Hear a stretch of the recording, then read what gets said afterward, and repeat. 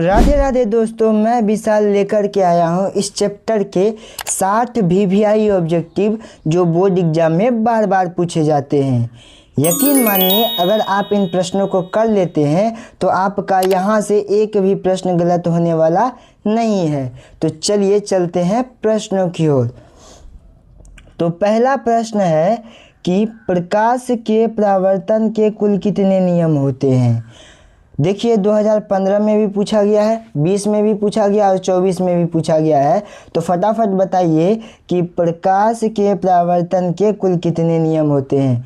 एक नियम होता है कि दो नियम होता है कि तीन नियम होता है कि चार नियम होता है। तो इसका राइट आंसर हो जाएगा ऑप्शन नंबर बी, प्रकाश के परावर्तन के दो नियम होते हैं। चलिए चलते हैं अगले प्रश्न की ओर। तो अगला प्रश्न कहता है कि प्रकाश की किरणें किस प्रकार गमन करती है, सीधी रेखा में कि टेढ़ी रेखा में, वक्र पथ पर कि इनमें से कोई नहीं। तो इसका राइट आंसर क्या हो जाएगा, प्रकाश की किरण हर हमेशा सीधी रेखा में चलती है। तो option number A right answer हो जाएगा। तो चलते हैं अगले प्रश्न की ओर। तो अगला प्रश्न है कि समतल दर्पण की फोकस दूरी कितनी होती है। फटाफट बता दीजिए कि समतल दर्पण की फोकस दूरी कितनी होती है। तो समतल दर्पण का फोकस दूरी होता है अनंत। तो option number A right answer हो जाएगा। तो समतल दर्पण की फोकस दूरी अनंत होती है। यहाँ से एक और प्रश्न बनता है कि बताइए उत्तल दर्पण का फोकस दूरी क्या होता है। उत्तल दर्पण का फोकस दूरी क्या होता है, तो धनात्मक होता है। और अवतल दर्पण का फोकस दूरी क्या होता है, तो अवतल दर्पण का फोकस दूरी ऋणात्मक होता है। याद रखिएगा, बार बार पूछा जाता है। तो चलिए चलते हैं अगले प्रश्नों की ओर। प्रश्न नंबर 4 बोलता है कि किसी समतल दर्पण द्वारा आवर्धन का मान कितना होता है। देखिए आवर्धन पूछता है तो आवर्धन के लिए होता है प्रतिबिंब की ऊंचाई और वस्तु की ऊंचाई। और हम जानते हैं कि समतल दर्पण एक आईना है और आईना में जितना ज़्यादा वस्तु का ऊंचाई होता है उतना ही प्रतिबिंब बनता है। अगर मान लीजिए कि 10 सेंटीमीटर का प्रतिबिंब बना है तो वस्तु का ऊंचाई भी 10 सेंटीमीटर का होगा और कट कर आ जाएगा 1। तो इसका राइट आंसर हो जाएगा ऑप्शन नंबर ए +1। तो चलिए चलते हैं नेक्स्ट प्रश्न की ओर। तो अगला प्रश्न कहता है कि परावर्तन के नियम के अनुसार आपतन कोण और परावर्तन कोण के बीच कौन सा संबंध होता है। तो प्रकाश के परावर्तन का जो नियम था उसमें से एक नियम है कि परावर्तन और आपतन कोण के बीच कौन सा संबंध बैठता है, बताइए। ऑप्शन नंबर ए राइट होगा कि बी होगा कि सी होगा कि डी होगा। तो इसका राइट आंसर हो जाएगा ऑप्शन नंबर ए, आपतन कोण बराबर होता है परावर्तन कोण के। तो चलिए चलते हैं अगले प्रश्न की ओर। तो प्रश्न संख्या 6 बोलता है कि दर्पण के लिए प्रयुक्त दर्पण सूत्र कौन सा होगा। तो फटाफट बताइए दर्पण के लिए प्रयुक्त दर्पण सूत्र कौन सा होगा। तो इसका राइट आंसर हो जाएगा ऑप्शन नंबर ए। इसका राइट आंसर हो जाएगा ऑप्शन नंबर ए। तो चलिए चलते हैं अगले प्रश्न की ओर। तो अगला प्रश्न है गोलीय दर्पण की फोकस दूरी और वक्रता त्रिज्या के बीच संबंध होता है। तो कौन सा संबंध होता है, बताइए। ऑप्शन नंबर ए r बराबर 2f होता है कि f बराबर 2f होता है कि f बराबर r होता है कि इनमें से कोई नहीं होगा।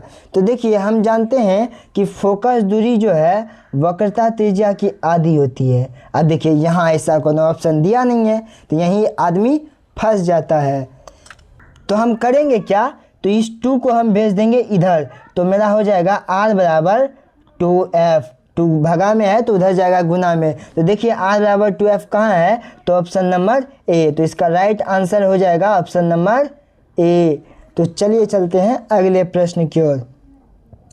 अगला प्रश्न कहता है कि किसी कार के अग्रदीप में किस प्रकार के दर्पण का उपयोग किया जाता है। अवतल दर्पण का, उत्तल दर्पण का, समतल दर्पण का, डी इनमें से कोई नहीं। तो अग्रदीप यानी कि हेडलाइट, गाड़ी के हेडलाइट में किस दर्पण का यूज किया जाता है, तो गाड़ी के हेडलाइट में अवतल दर्पण का यूज किया जाता है। इसका राइट आंसर हो जाएगा ऑप्शन नंबर ए। अब कभी कभी ये पूछ देता है कि गाड़ी के साइड मिरर में किस दर्पण का यूज किया जाता है, तो साइड मिरर में किया जाता है उत्तल दर्पण के। तो बार बार पूछा जाता है, वीवीआई ऑब्जेक्टिव है, याद रखिएगा। तो चलिए चलते हैं अगले प्रश्न की ओर। देखिए सेम टू सेम वही क्वेश्चन पूछ दिया और 2019 में पूछा है जी। पूछा है कि वाहन के पीछे देखने के लिए प्रयुक्त रियर व्यू मिरर कौन सा दर्पण का होता है। रियर व्यू मिरर का बात वही हो गया साइड मिरर। तो साइड मिरर में अभी ये बताए हैं कि उत्तल दर्पण का यूज किया जाता है। Option number C right answer हो जाएगा। तो चलिए चलते हैं अगले प्रश्न की ओर। तो अगला प्रश्न बोलता है कि दांत चिकित्सक, जो दांत के जो डॉक्टर होते हैं, वह दांत का जांच पड़ताल के लिए किस दर्पण का यूज करते हैं। समतल दर्पण का, कि उत्तल दर्पण का, कि अवतल दर्पण का, कि इनमें से कोई नहीं। तो डॉक्टर जो होता है दांत, नाक, आँख, कान चेक करने के लिए हर हमेशा अवतल दर्पण का यूज करते हैं। तो इसका राइट आंसर हो जाएगा ऑप्शन नंबर सी। तो चलिए चलते हैं अगले प्रश्नों की ओर।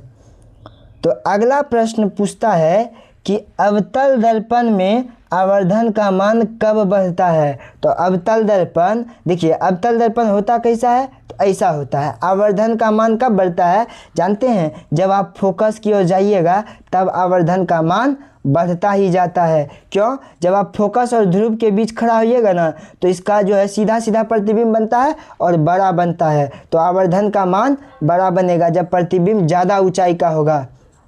ठीक है, तो इसका राइट आंसर हो जाएगा ऑप्शन नंबर ए। क्योंकि भैया आप देखिए, अब आवर्धन के लिए आप जानते हैं कि प्रतिबिंब का ऊंचाई और वस्तु का ऊंचाई होता है। तो प्रतिबिंब जितना ज़्यादा होगा, जितना ज़्यादा होगा, तो उतना ही कम वस्तु का होगा। तो वस्तु कम होगा तो ज़्यादा में कम से भाग देंगे तो हर हमेशा ज़्यादा मान आएगा। तो इसका राइट आंसर क्या हो जाएगा, तो ऑप्शन नंबर ए। तो चलिए चलते हैं अगले प्रश्न की ओर। तो अगला प्रश्न कहता है कि समतल दर्पण द्वारा बना प्रतिबिंब किस प्रकार का होता है। वास्तविक होता है, काल्पनिक होता है, कि दोनों होता है, कि इनमें से कोई नहीं होता है। तो देखिए समतल दर्पण का जो प्रतिबिंब होता है आईना के अंदर होता है। आईना के अंदर, हम आईना के आगे खड़ा होते हैं तो आईना के अंदर दिखता है और हम उसको छू नहीं पाते हैं। जिसको छू नहीं पाते हैं उसको हम काल्पनिक कहते हैं। और कहीं कहीं यह काल्पनिक नाम नहीं दे करके आभासी नाम दे देता है। तो याद रखिएगा, आभासी बोले या काल्पनिक बात बराबर है। तो इसका राइट आंसर क्या हो जाएगा, option number B right answer हो जाएगा। तो चलिए चलते हैं अगले प्रश्नों की ओर। तो अगला प्रश्न है कि तेल लगा कागज किस प्रकार का वस्तु है। पारदर्शक है, अपारदर्शक है, कि अर्धपारदर्शक है। तो तेल लगा कागज के आर पार आधा आधा दिखता है। तो इसका राइट आंसर हो जाएगा ऑप्शन नंबर सी, अर्धपारदर्शक है। और पारदर्शक का लगले लगले एग्जाम्पल देख लीजिए। तो पारदर्शक जिसके आर पार आसानी से जाता है, पानी हो जाता है और हवा हो जाता है। ठीक है, और अपारदर्शक का होता है जिसके आर पार नहीं जाता है। तो पत्थर ले लीजिए और लकड़ी ले लीजिए। तो ये सब क्या हो गया, अपारदर्शक। तो चलिए चलते हैं अगले प्रश्नों की ओर। तो देखिए अगला प्रश्न बार बार पूछा जाता है और देखिए इस प्रश्न का डिमांड देखिए 2011 में पूछा गया है, 15 में भी, 16 में भी और 21 में भी। तो प्रश्न क्या कहता है कि दाढ़ी बनाने के लिए किस प्रकार के दर्पण का उपयोग किया जाता है। तो ऑप्शन ए समतल दर्पण, उत्तल दर्पण, अवतल दर्पण, कि इनमें से कोई नहीं। तो फटाफट बताइए इसका राइट आंसर क्या हो जाएगा। तो दाढ़ी बनाने के लिए हर हमेशा अवतल दर्पण का यूज किया जाता है। Option number C right answer हो जाएगा। तो चलिए चलते हैं अगले प्रश्नों की ओर। तो अगला प्रश्न कहता है कि किस दर्पण की फोकस दूरी ऋणात्मक मानी जाती है। अभी तुरंत ही बताए हैं कि उत्तल दर्पण का होता है धनात्मक और अवतल का होता है ऋणात्मक। तो इसका राइट आंसर क्या हो जाएगा, ऑप्शन नंबर बी, उत्तल दर्पण का धनात्मक और अवतल दर्पण का ऋणात्मक होता है। तो राइट आंसर क्या हो जाएगा, अवतल दर्पण। तो चलिए चलते हैं अगले प्रश्नों की ओर। अगला प्रश्न कहता है कि एक अभिसारी किरण पुंज समतल दर्पण पर आपतित होती है तो परावर्तित किरण पुंज कैसा होगा। तो परावर्तित किरण पुंज, लीजिए समतल दर्पण है और जैसा इस पर आता है ना वैसा ही चल जाता है। अभिसारी आया है तो जाएगा भी अभिसारी ही। तो इसका राइट आंसर हो जाएगा ऑप्शन नंबर बी, अभिसारी किरण पुंज। चलिए चलते हैं अगला प्रश्न। अगला प्रश्न कहता है यदि प्रकाश की किरण समतल दर्पण पर लंबवत आपतित हो तो परावर्तन कोण कितना होगा। मतलब ये मान लीजिए कि एक समतल दर्पण है और इस पर प्रकाश का किरण आया है लंबवत, तो जाएगा ऐसे ही, आया ऐसे तो जाएगा ऐसे। और बताइए इस दोनों के बीच कोण कितना बना, तो कोण दिखाइए नहीं दे रहा है, तो 0 डिग्री बना है। तो इसका राइट आंसर क्या हो जाएगा, option number A right answer हो जाएगा 0 डिग्री। तो चलिए चलते हैं अगला प्रश्न।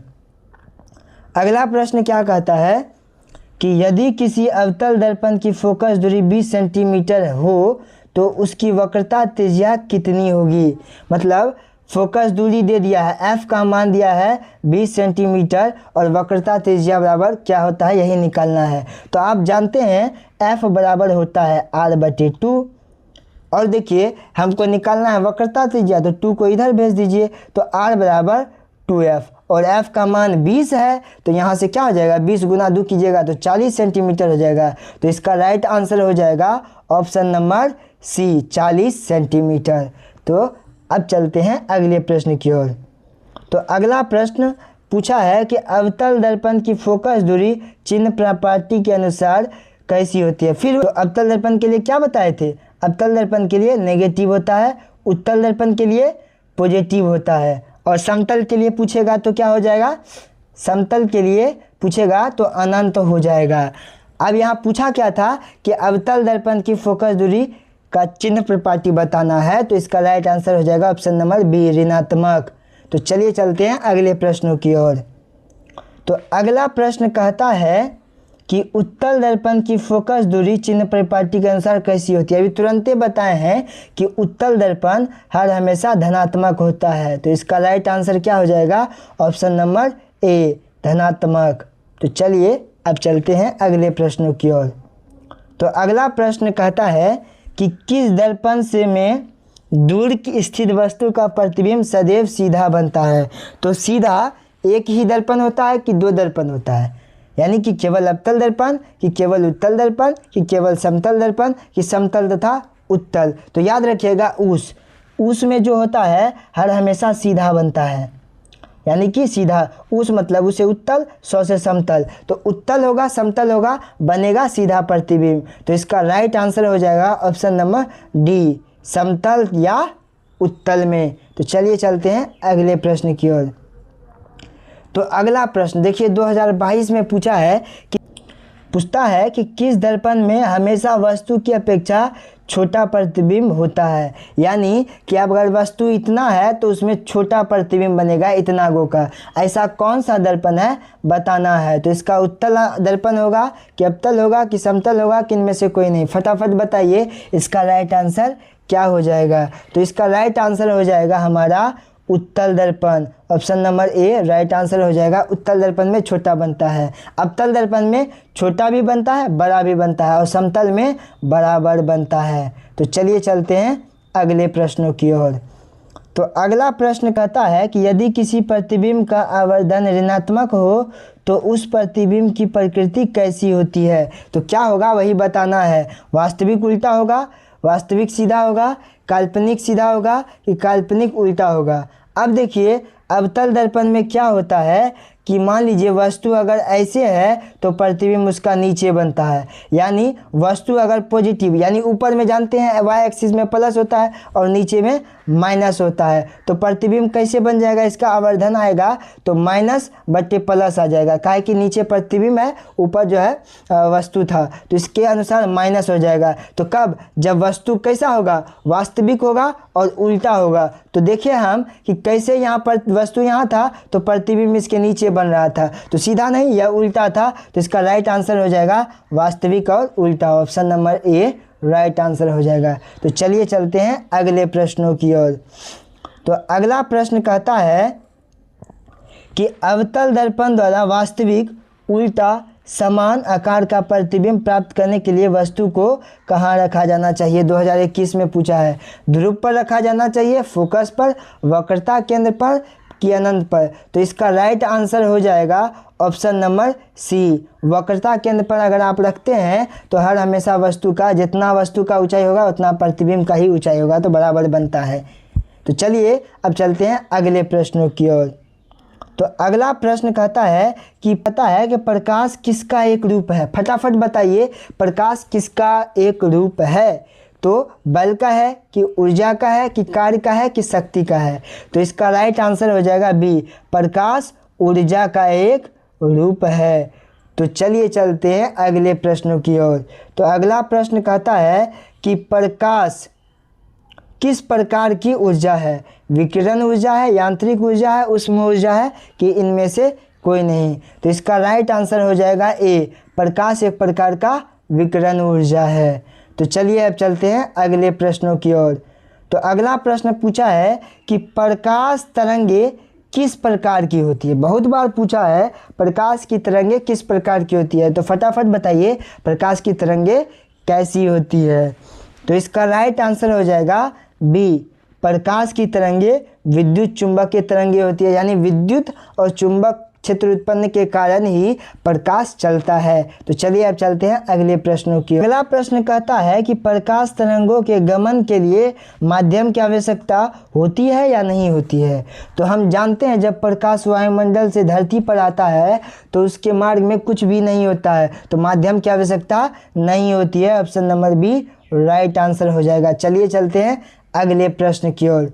तो अगला प्रश्न है कि प्रकाश का जो किरण होता है उसके समूह को क्या कहा जाता है, किरण पुंज, प्रकाश पुंज कि सी दोनों कि डी इनमें से कोई नहीं। तो बताइए प्रकाश के किरणों के समूह को क्या कहा जाएगा। तो इसका option number C right answer हो जाएगा, प्रकाश पुंज और किरण पुंज दोनों ही कहा जाता है। ऑप्शन नंबर सी हो जाएगा राइट आंसर। चलिए चलते हैं अगले प्रश्नों की ओर।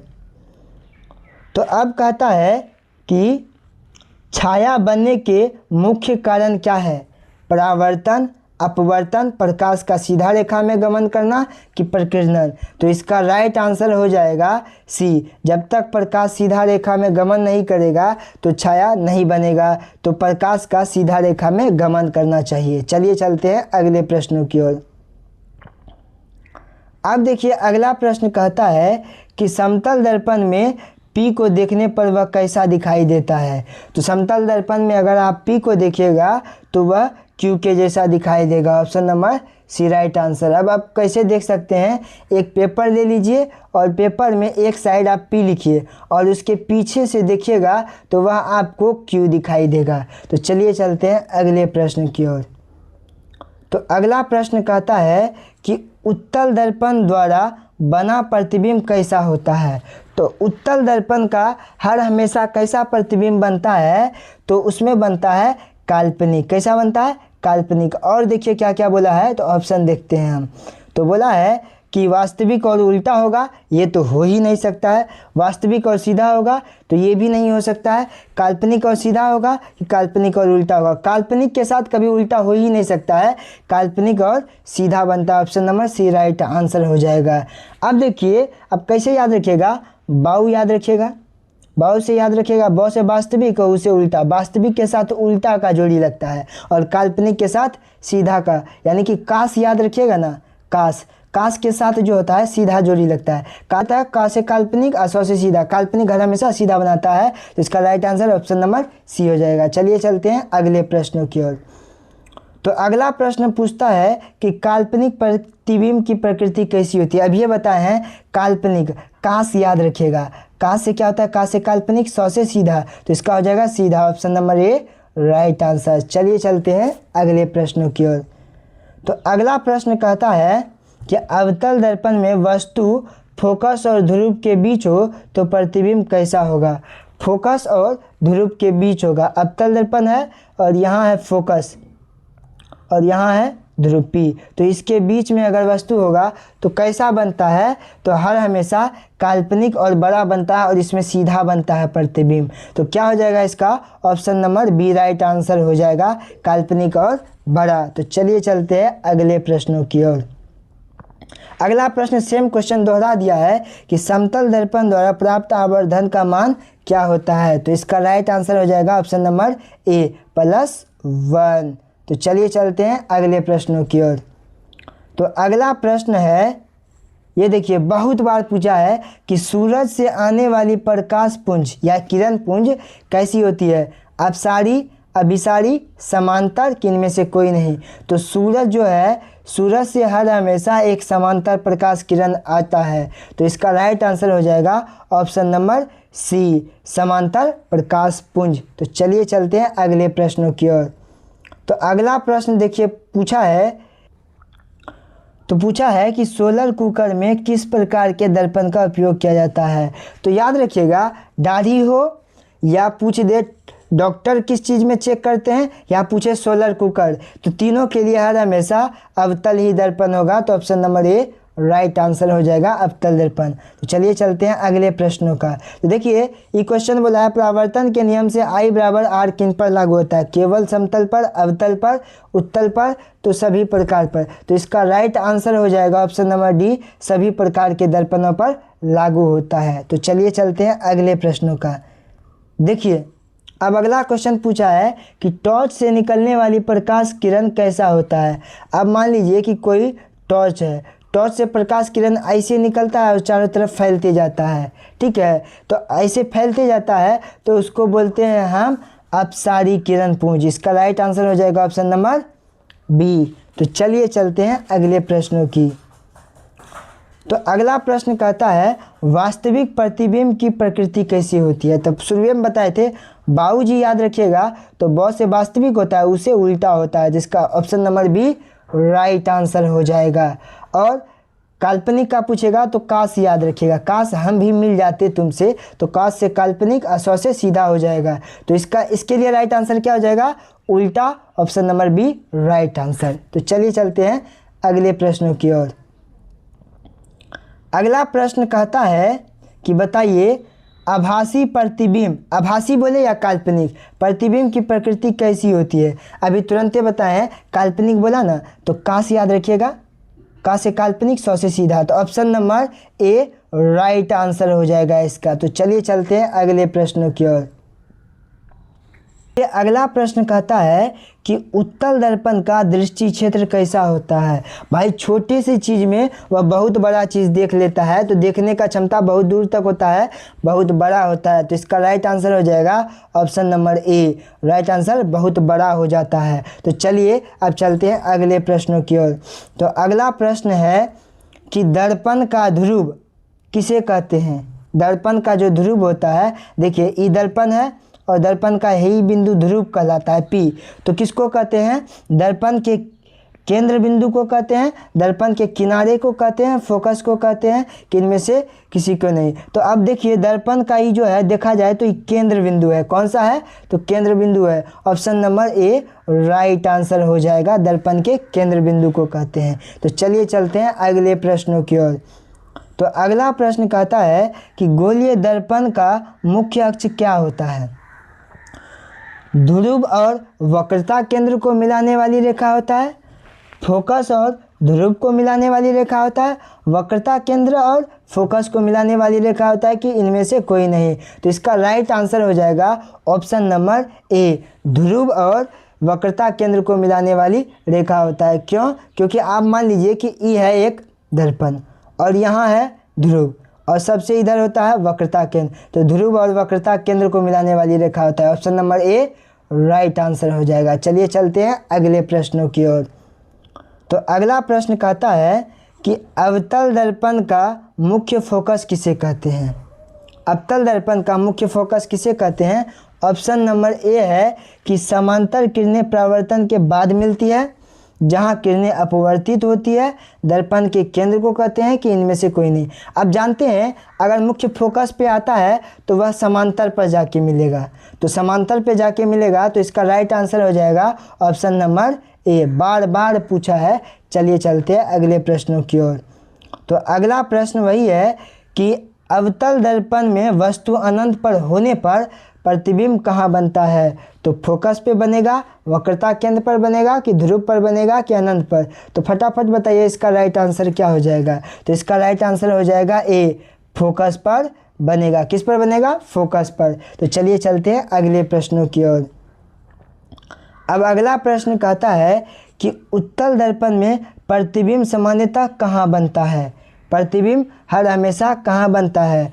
ध्रुव और फोकस के बीच बनता है, फोकस और वक्रता केंद्र के बीच बनता है कि वक्रता केंद्र के बीच बनता है कि अनंत पर बनता है? तो फटाफट बताइए, इस दर्पण में प्रतिबिंब समांतर कहाँ बनता है? तो देखिएगा ज़्यादातर ध्रुव और फोकस के बीच बनता है। Option number A right answer हो जाएगा। तो चलिए चलते हैं अगले प्रश्नों की ओर। तो भाई अगर इन प्रश्नों को कर लेते हो तो आपका बोर्ड एग्जाम में एक भी प्रश्न छूटने वाला नहीं है। और इतना बात जान लीजिए कि भाई इतने ही से सारा क्वेश्चन आता है। तो समतल दर्पण में वस्तु और प्रतिबिंब की दूरी का संबंध क्या है? वस्तु और प्रतिबिंब की दूरी का संबंध क्या है? तो आप जानते हैं दोनों बराबर होगा कि प्रतिबिंब की दूरी दुगनी होती है कि वस्तु दूरी आधी होती है कि इनमें से कोई नहीं? फटाफट बताइए कि समतल दर्पण में वस्तु और प्रतिबिंब की दूरी का संबंध क्या का बात जानिए। तो आवर्धन जितना ज़्यादा वस्तु का लंबाई होगा उतना ही प्रतिबिंब बनता है। तो इसका राइट आंसर क्या हो जाएगा? दोनों बराबर होता है। जितना लंबाई का वस्तु होगा उतना ही प्रतिबिंब बनेगा, तो दोनों बराबर हो जाएगा। इसका राइट आंसर क्या हो जाएगा? Option number A. तो चलिए चलते हैं अगले प्रश्नों की ओर। तो अगला प्रश्न कहता है कि बताइए आवर्धन का कौन सा सही सूत्र है? फटाफट बताइए कि आवर्धन का इनमें से कौन सही सूत्र होगा? तो इसका राइट आंसर हो जाता है प्रतिबिंब की ऊंचाई बटे वस्तु की ऊंचाई। Option number B right answer होगा। चलिए चलते हैं अगले प्रश्नों की ओर। अगला प्रश्न कहता है यदि वक्रता त्रिज्या 40 सेंटीमीटर हो तो फोकस दूरी कितनी होगी? तो आप जानते हैं एफ बराबर आर बटे 2 होता है। वक्रता त्रिज्या का मान 40 दिया है तो 2 से भाग दे दीजिए, आ जाए आपका 20 सेंटीमीटर। तो कौन सा राइट आंसर हो जाएगा?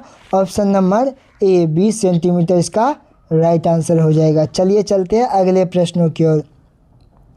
अगला प्रश्न कहता है कि अवतल दर्पण में वस्तु वक्रता केंद्र के बाहर हो तो प्रतिबिंब कैसा होगा? तो वक्रता केंद्र के बाहर होगा तो प्रतिबिंब हर हमेशा कैसा बनता है जानते हैं? तो वास्तविक बनता है, उल्टा बनता है और छोटा बनता है। कैसा बनता है? वास्तविक, उल्टा और छोटा। Option number A right answer हो जाएगा। अब देखिए ऑप्शन नंबर बी इसलिए नहीं होगा क्योंकि भैया वास्तविक के साथ सीधा का कनेक्शन ही नहीं बनता है, क्योंकि बाबूजी के साथ पढ़े हैं तो बा से वास्तविक उसे उल्टा। तो ऑप्शन नंबर ए राइट हो जाएगा। तो चलिए चलते हैं अगले प्रश्नों की ओर। तो अगला प्रश्न कहता है दर्पण में वस्तु वक्रता केंद्र और फोकस के बीच होगा तो प्रतिबिंब कैसा बनेगा? सबसे पहले प्रतिबिंब भैया वास्तविक बनेगा, ये बात क्लियर कर लीजिए। अब देखिए वास्तविक के साथ कौन सा कनेक्शन है? देखिए वास्तविक के साथ सीधा कहियो बनेगा और ये दोनों तो काल्पनिक है, ऐसे ही नहीं हो जाएगा। तो option number A right answer हो जाएगा। तो यानी कि कौन सा हो जाएगा? ए वास्तविक, उल्टा और बड़ा बनेगा। तो थोड़ा दिमाग लगा कर कीजिएगा तो आसान हो जाएगा। चलिए चलते हैं अगले प्रश्नों की ओर। अब फिर पूछ दिया कि उत्तल दर्पण में आवर्धन का चिन्ह कैसा होता है? तो उत्तल दर्पण के लिए हर हमेशा पॉजिटिव होता है, धनात्मक होता है। तो option number A right answer हो जाएगा। चलिए चलते हैं अगले प्रश्नों की ओर। अगला उत्तल दर्पण के लिए आवर्धन का मान क्या होगा? केवल धनात्मक होगा, केवल ऋणात्मक होगा, धनात्मक और ऋणात्मक होगा कि जी शून्य होगा? तो अवतल दर्पण में दोनों प्रतिबिंब बनता है, वास्तविक भी बनता है और काल्पनिक भी बनता है। तो वास्तविक के लिए अगर देखा जाए तो ये माइनस का हो जाएगा और काल्पनिक के लिए प्लस का हो जाएगा। तो इस अनुसार से इसमें धनात्मक और ऋणात्मक दोनों बन सकता है। Option number C right answer हो जाएगा। चलिए चलते हैं अगले प्रश्नों की ओर। अगला प्रश्न है कि प्रकाश की तीव्रता, यहाँ तीव्रता छूट गया है। प्रकाश की तीव्रता का ऐसा मात्रक क्या होता है? तो आप लोग जानते हैं कि कैंडला होता है, ज्योति तीव्रता का कैंडला होता है। चलिए अब चलते हैं अगला क्वेश्चन। अगला क्वेश्चन है निम्न में से कौन प्राकृतिक प्रकाश है? सूर्य, बल्ब, टॉर्च की एलईडी? तो इसका राइट आंसर हो जाएगा ऑप्शन नंबर ए सूर्य। तो चलिए चलते हैं अगला प्रश्न की ओर। तो बोलता है छाया का रंग सामान्यतः कैसा होता है? काला होता है, सफ़ेद, लाल, हरा? अभी जी कोई ना बताएगा, दिक्कतें वाला बात है। तो option number A right answer हो जाएगा, काला होता है। चलिए चलते हैं अगले प्रश्नों की ओर। अब कहता है कि प्रतिबिंब बनने के लिए किन की आवश्यकता होती है? प्रकाश की, वस्तु की, दर्पण की कि ये सभी की? तो ये प्रतिबिंब बनने के लिए प्रकाश भी चाहिए, वस्तु भी चाहिए, दर्पण भी चाहिए। तो इसका राइट आंसर हो जाएगा ऑप्शन नंबर डी, ये सभी की ज़रूरत पड़ती है। चलिए चलते हैं अगले प्रश्नों की ओर। अब अगला प्रश्न कहता है प्रकाश का वेग सबसे अधिक कहाँ होता है? जल में होता है कि कांच में होता है कि वायु में होता है कि निर्वात में होता है? तो इसका राइट आंसर हो जाएगा प्रकाश सबसे अधिक कहाँ चलता है? तो निर्वात में, ऑप्शन नंबर डी। क्या हो जाएगा? निर्वात। तो चलिए चलते हैं अगले प्रश्न की ओर।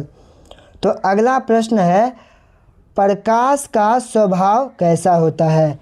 तरंग के रूप में, केवल कण के रूप में, दोनों के रूप में चलता है कि इनमें से कोई नहीं? तो प्रकाश हर हमेशा दोनों फॉर्म में चलता है, तरंग के रूप में भी, कण के रूप में भी। तो इसका राइट आंसर हो जाएगा ऑप्शन नंबर सी। तो चलिए चलते हैं अगले प्रश्नों की ओर। कहता है प्रकाश स्रोत के सामने वस्तु रखने पर क्या बनता है? अगर कोई लाइट जा रहा है तो उसके सामने वस्तु रखेगा तो वस्तु का हर हमेशा छाया बनता है। क्या बनता है? तो छाया। इसका राइट आंसर हो जाएगा ऑप्शन नंबर ए, छाया बनता है। अब चलिए अगला प्रश्न की ओर। तो बोलता है प्रकाश की किरणें किस सिद्धांत का पालन करती है? परावर्तन का, अपवर्तन का, सीधी रेखा में गमन का कि सभी का? तो हम जानते हैं प्रकाश की किरणें इन सारे सिद्धांतों का पालन करती है। तो ऑप्शन नंबर डी हो जाएगा राइट आंसर। अब चलिए अगला प्रश्न का। तो बोलता है कि दर्पण द्वारा बनने वाला प्रतिबिंब किस पर निर्भर करता है? दर्पण के प्रकार पर, वस्तु की दूरी पर, दोनों पर कि इनमें से कोई नहीं? तो दर्पण का द्वारा बनने वाला प्रतिबिंब दोनों चीज़ पर निर्भर करता है, दर्पण प्रकार पर, वस्तु के प्रकार पर, दोनों पर ही। तो इसका राइट आंसर हो जाएगा option number C, right answer हो जाएगा। तो चलिए यहाँ तक आपका क्वेश्चन हो गया। अगर वीडियो अच्छा लगा हो तो वीडियो को सब्सक्राइब कर लीजिए ताकि नेक्स्ट वीडियो आपको मिलता रहे।